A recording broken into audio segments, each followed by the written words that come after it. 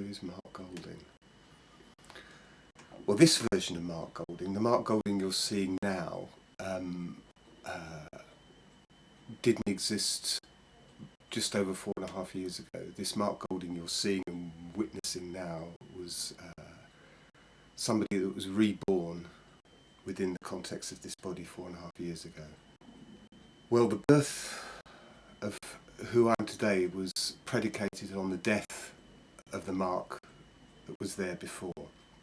So when I say I took death and rebirth within the context of this body, it might sound a little strange, but from my understanding, the Mark that was there before died and a new Mark was reborn within this body with words, instructions saying you've got work to do.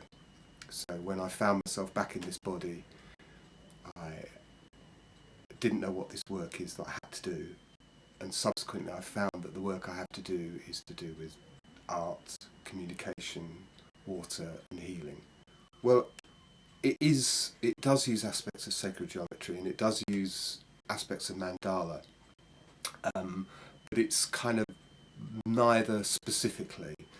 I have a feeling that it's an intuitive way of understanding and communicating using the patterns of light and colour as they reach the retina, creating a response within the mind of the viewer and thus communicating feelings, but very precisely coded feelings. So it's predicated upon some of the understandings of sacred geometry, i.e. sacred form can create a holy space, and the idea of mandala in as much as that spiritual paths can be represented in a single drawing. So there's aspects of both of those, but for me I can't describe it. I haven't got the phrase for it. I just call it healing magic, so it's kind of quite a large amorphous phrase, but that's what works for me, you know. Well, this comes during a consultation or reading, whatever phrase suits, and I'm quite a ferocious interrogator when I need to be.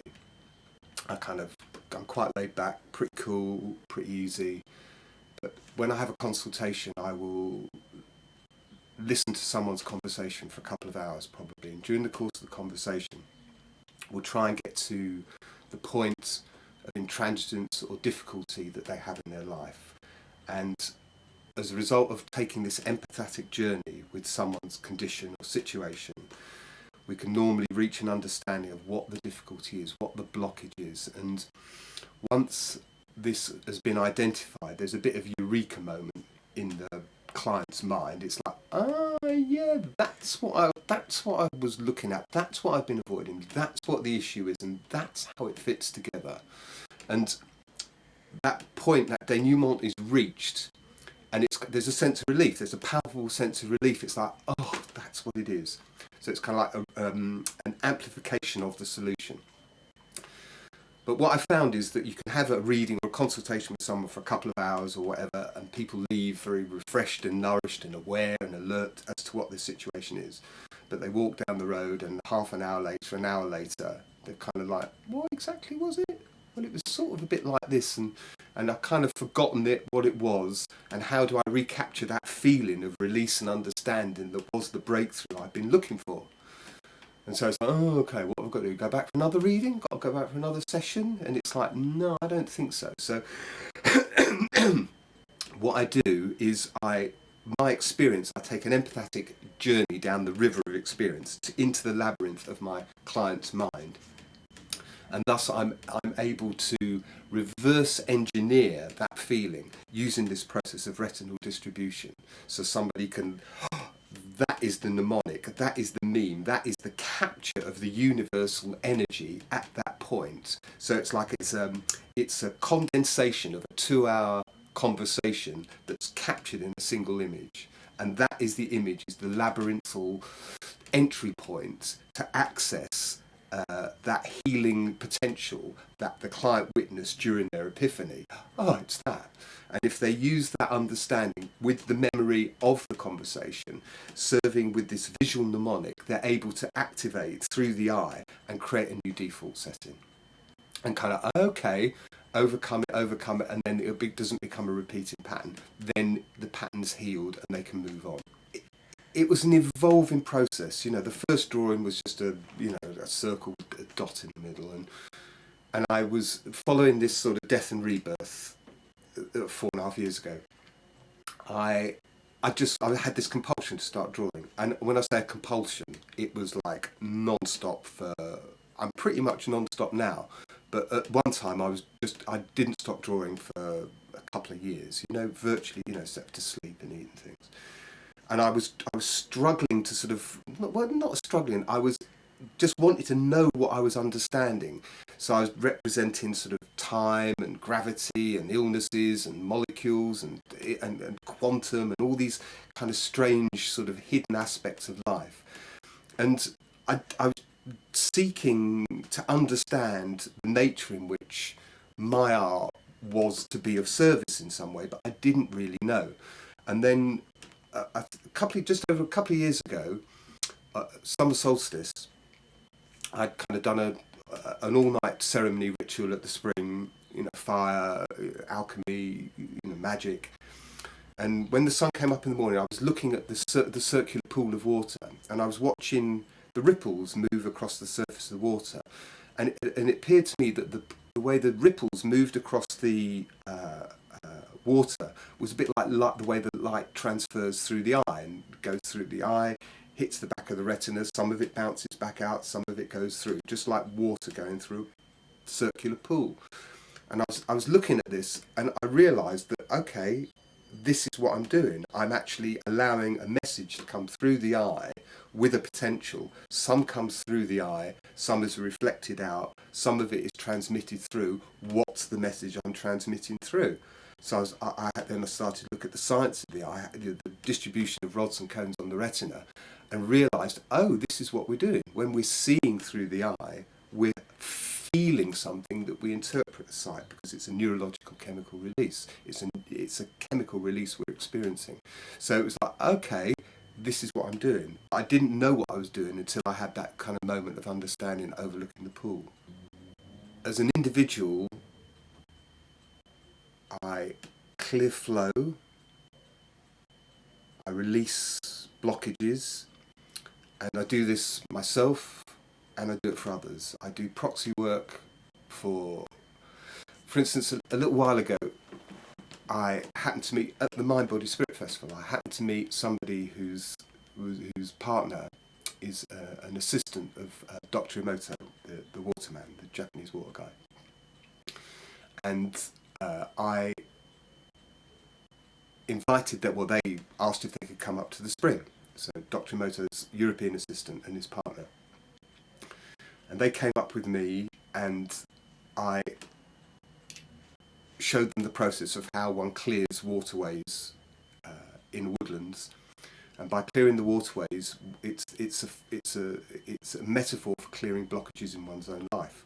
So as one clears, sort of feng shui is a woodland water flow, one is clearing one's own mind and patterns of understanding. So when there's inhibitions and blockages, by removing the blockages in the woodlands, in the woodland flow, one's own mind opens and expands in a similar way.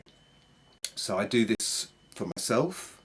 I go to the spring most weeks, but I also take people to do their own healing work. So tomorrow, actually, there's a guy coming across who wants to spend a day in the woods with me, who's got some issues, some blockage. He doesn't want me to do a drawing, but he wants to spend a day in the woods. And as we go through the woods, clearing some waterways, we'll have a conversation about the nature of blockage, the nature of flow, the nature of how, by working in the present, we can affect both the past and the future, and working the present to sort of cleanse and release. This was kind of like a big vision I had about 4.5 years ago, when I first found the spring, when I first sort of excavated it. Is that there was a bit of a pressing problem, or a slight pressing problem on my mind, and it was the nature of the toxification of the water of Fukushima. And at the time, the tsunami had washed away the power station. Everyone knows the story. and this radioactivity was leaking into the sea in Japan, and it struck me that this was a single source of poison into the water, you could say, from a single source, probably about the size of this room, the actual core, whatever. And to me, it represented pretty much all that was bad with regard to our understanding of the preciousness of water, was that this kind of potential to destroy the world's waters, perhaps, was epicentered in Fukushima. And I thought to myself, well, if man has made this set of conditions whereby such toxicity can be released into the world's waters, potentially destroying the world's waters, one could say, why cannot man work to purify a single source of water with a magical intention and capacity that somehow has the potential to amplify across the distance of the world and through the distance of the sort of butterfly effect type thing. So if I work with integrity for years and years and years with a single source of water, why cannot that single spark of purity represent the butterfly effect and negates that toxicity the other side of the world? And so that is kind of like part of my rationale. It's like, yeah, I'll have a go. Why cannot a single flower, if one plants a single seed somewhere, sometime, maybe in 100 years or 500 years, that single seed has the potential to transform the whole world into some sort of Eden. And I'm not some fantasist, I'm not some crazy, but this is the reality. The right seed at the right time, in the right place, has the capacity to change the trajectory of this whole universe. And I think everyone knows that intuitively. One bullet changes the world, one kiss changes the, one bomb, one. So my whole raison d'etre with the water was, hey, I am going to take on this project and work with it. So it's like, I don't care if anyone thinks it's doable or not doable. It's like, okay, I'm going to take this on. It's a challenge to save the world's waters. So, hey, who cares? I do. And subsequently, other people, there's a narrative that's growing around this story. So it's only kind of like my world, my head. But I watched a film recently about a tribe of Indians in South America, Colombia, called the Kagai tribe. And they had this understanding that the hidden energy lines of the world were being destroyed by dams and power stations. Old rivers were being blocked, in the South America, power stations by rivers, and they said these hidden energy lines were being destroyed and damaged. So these Indians, they obtained, I think it was 1,000 kilometres of golden thread. And they determined to walk the coast, I think it was Colombia, walk the coast of Colombia, trailing this golden thread behind them.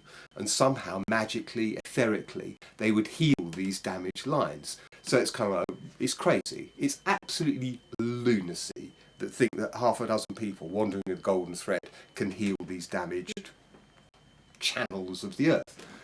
Okay, crazy, but beautiful. Beautifully symbolic, beautifully simple, beautifully profound. So I kind of like, okay, that's fine. And I happen to have a spool of pure 24 karat golden thread that I've had for years. I've had it for years, not knowing why I've had it. It's kind of one of these things, I'll buy it and sort of put it somewhere. So I kind of thought, I've got a spool of golden thread. This is actually quite... Okay, so if these Indians can do it, well, I'll play with the golden thread as well. So subsequently, I told a couple of friends about this, and there was a big party, big ceremony, where they were doing a water ceremony. I said, let's weave with the golden thread. So subsequently, we did a weave with 7 women holding hands around a crystal bowl, a big party, golden thread, magical moment. So with the golden thread, the weave of the golden thread, now parts of this thread have travelled because I've given it to people. There's a Dr. Emoto's assistant, who happens to also be a BA pilot, has some of the golden thread. that he takes with him wherever he flies around the world. He does water ceremonies, so he takes the golden thread to, you know, Rio, Shanghai, wherever he's going. Some more of the golden thread has been taken up by a friend who's a dancer to Iceland, to a place called the Library of Water. The Library of Water in Iceland is an art space created by an installation artist that has 26 columns of water in a room, and the 26 columns of water are samples from each of the 26 glaciers that are on Iceland. So it represents the 26 arteries, frozen arteries one might say. And so she's done a dance with the golden thread mixed with her tears in this Library of Water.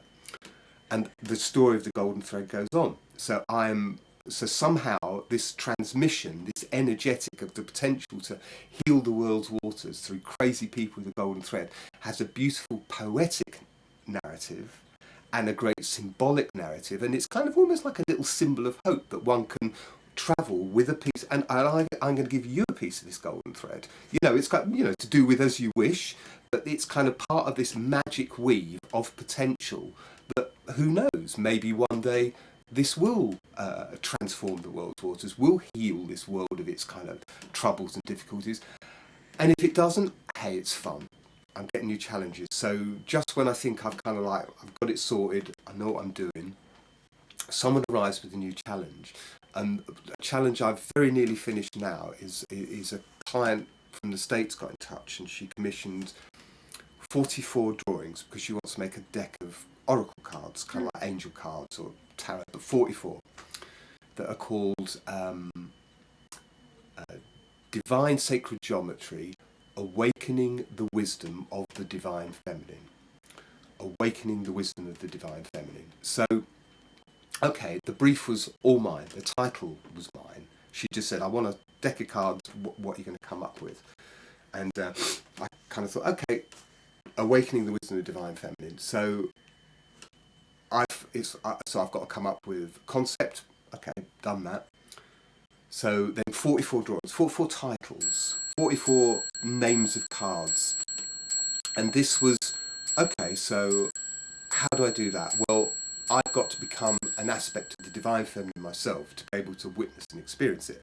So the first one or two, I thought about my mum, you know, in so many ways represents the ideal woman. And then partners I've had and girlfriends and relationships with different women each represent different archetypes for me. So I have to voyage and journey into aspects of myself, of my own femininity, even though I'm male. We have this, we have this 51% male female. I don't know others percentages, but it feels kind of pretty, you know, I might have an outward appearance of male, but, you know, I can't deny the feminine aspects within me. And so I've had to explore feminine attributes by proxy. So I've kind of, you know, I'm doing one, the one I'm working on at the moment is She Divine Messenger. And She Divine Messenger is, there's a woman that's contacted me from Romania that's making music for some of these drawings. So, and she's served as a messenger from Romania, and she's taking this message, if you like, into Romania. So she's serving as the messenger. So I've got to find within my own consciousness, what is a feminine messenger? What is the feminine messenger doing? The one I did day before yesterday was She Divine Body. So it's like, okay, what is a divine feminine body? So there's aspects of understanding I use through the tantric path of Vajrayogini, Hatha Yoga Tantra, Tibetan Buddhism.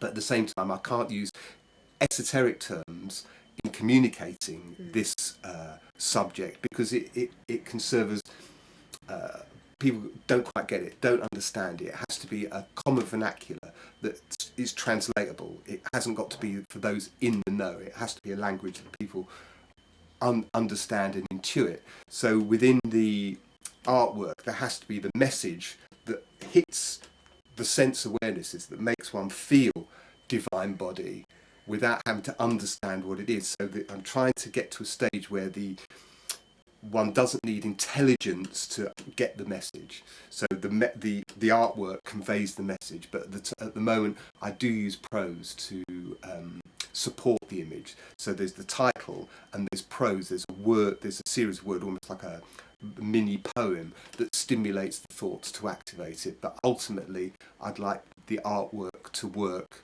without any wording whatsoever, and it does on a certain level. It makes people feel nice, but I want to be able to drill down into very, very, very specific feelings. So this project, 44 aspects of the divine feminine. So, what are they? Are they different for everybody? Are they the same for everybody?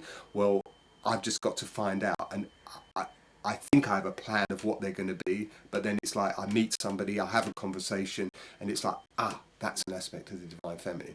And so, subsequently, someone's been in touch recently and said, would I do a series of divine masculine, which for me, in a way, is more challenging than divine feminine, because I'm going to have to look at myself, my masculine aspects more deeply, and I'm kind of like a little bit, I'm not really pro patriarchy, in terms of the current paradigm. I think,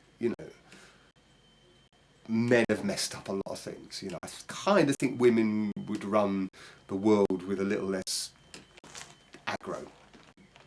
But at the same time, I recognise that there's lots of young men, teenage boys, men in their late teens, early 20s, that are really messed up. They have no sense of what their potential as a male is. So they lack this guidance of what one might call the elders.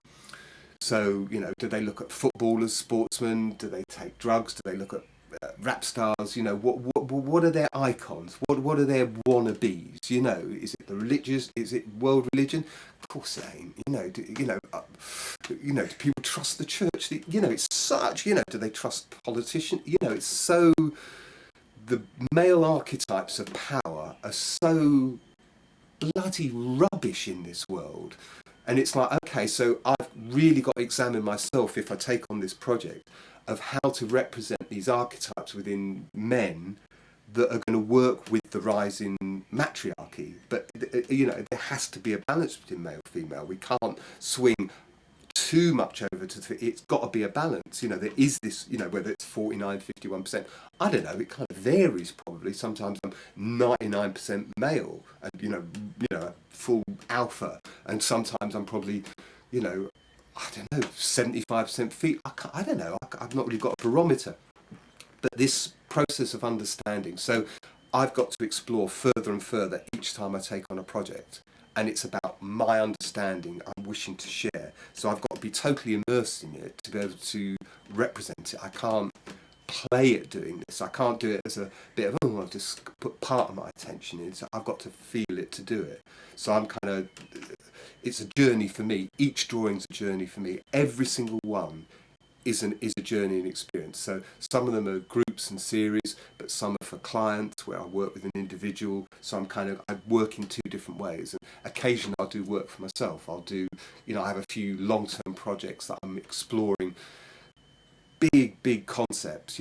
One project I'm working on, I'm about halfway through. It's called The Architecture of Inner Peace. How to create a cathedral or temple of tranquility and peace within the mind. How would an architect conceive it? So one might say, how does one build a temple? Well, the architect gets an idea and, okay, we'll have a circular building with 8 columns and we'll have 20 windows, and they start building and they sketch this out, then they draw plans, and then in the end they hire builders or whatever, and boof, there's the building built. So it starts within the mind of the architect. So I'm trying to slowly understand through the adjuncts of these other processes, divine feminine, divine masculine, all the other work I've done, to create the potential to be the architect of a cathedral of inner peace that people can build within their own mind. And once they've built this, if they've got the plans, if they want to use the plans, once they build that themselves, okay, then it's much easier to work in the world around you and create a beautiful, peaceful world, a harmonic world around you, in your space, Mark, it's been great really talking to you because honestly, one of the hardest things that I do is when I put a video together or when I interview someone, really trying to come up with the proper title. And as you so eloquently corrected me about that, about it's not about sacred geometry, but that is a coined term that many people understand. Um, and what you've done is you've actually reconstructed my belief and really, I'm quite sure everyone else's understanding about what this geometry really is. It's not so much a geometry, but it's a synchronicity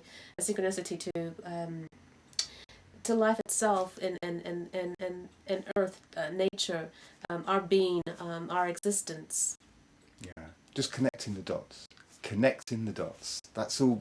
That's my process. Is sort of I draw these nodes and draw lines in between the nodes. So it's connecting the dots, which is connecting the thoughts, accessing the whole process of the mind. You know, the 84,000 functions of the mind. Trying to draw a map, create a map whereby we understand how our mind works and the relationship of different emotions and feelings and sensations. And I'm a work in progress. I'm learning this myself. I'm not, I'm not sorted. I'm kind of still Well, I mean, in the learning. No, I learn every day. You know, I'm learning every day. You know, sure. how it all functions, how it fits together, and then things come together. We've had this lovely, interesting conversation that's I can say forced me to engage in sort of, well, I've not really thought about that. So you've highlighted what might be what I might describe as inadequacies or things I've overlooked within my own mind, and it helps me to engage with your process, your idea of my process. Like, oh, okay, so I'm connecting the dots within me at the same time, and this is part of an evolutionary process within myself to learn from everybody, and this isn't some faux humility of your teacher. Yes, of That course. story that but this is actually my process is learning what's going on inside me. Indeed. Yeah, and so that's why I'm quite happy to sit and listen to someone talk about love and light and fluffy dolphin stuff, and talk about the darkest, weirdest, freakiest, really freaky stuff, because I've got a relationship with it. So I need to put my hand down and unblock that toilet. Sure. It's not just light and love. I mean, there's the other stuff as well, and I'm kind of got to go there. What would you suggest for people who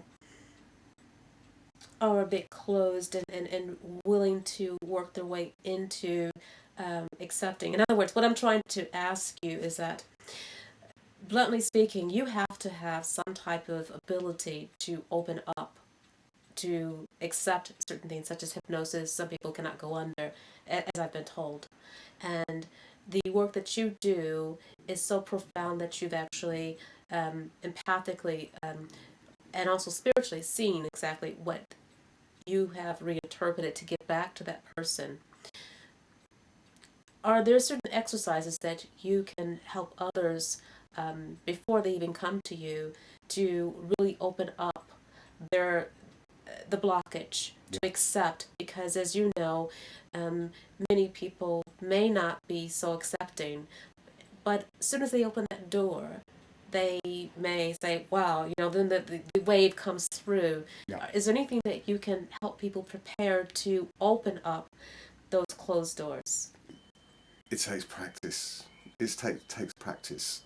So if one were to learn a skill, acquire a new skill, if one wanted to learn to play a piano, one would sit at the piano and there's, I don't know, 64 keys? No, 77 keys? I don't know. A vast array of black and white keys. And you play a key, it doesn't really make sense. But okay, so each of these different attributes, each of these keys creates a different sound. And gradually, over time, if you put in the practice, one is able to create a beautiful song, a beautiful, beautiful tune by playing these keys. So it takes practice. And similarly with the mind. So we start off with, if one wishes to train, One starts off with a mind with a lot of keys, and some people suggest there are 84,000 ways we think. Maybe it's an apocryphal number, but so have lots of thought patterns, lots of thought process, and how do we bring these all into a space where we're able to play our own keys, sing our own song. And the way I've practiced is to recognise that we start with a single thought, and that single thought is, the way I understand it, is held at the heart chakra. At the heart chakra. So we tend to think we think up here. This is where the computer is in our brain. But I understand, my experience is that the root mind, consciousness one could say, is at the heart chakra. So if one thinks this is the heart of the processor, so I will bring my awareness to my heart chakra. And by bringing the awareness to the heart chakra, one finds a balance, a centre pivot point. When one has begun to train to find this central point, this is the consciousness, one is able to begin to discern between painful and not painful, difficult and easy. So when one learns to find a balance, bring what's described as energy winds, nadis, into the heart chakra, one is able to notice when one moves out of oscillation. If one starts to feel angry, we feel a pull out of the heart chakra. If we start to feel too elated, we can bring it back. So it's like when one starts to play this piano of the mind, one's mind's like a little crazy puppy that just keeps running away, and we kind of have to keep bringing it back, bringing it back, bringing it back.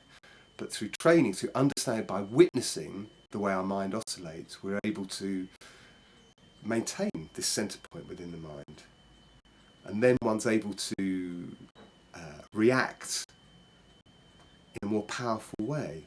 One's able to react not as a result of external stimuli.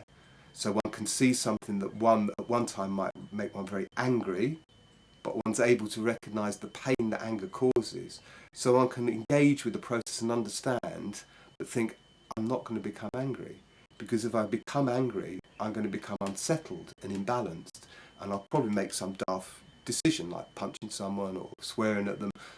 But the upshot is when we become angry, the anger actually hurts ourselves. So this is the equivalent like stamping our own foot or banging our own hand with a hammer.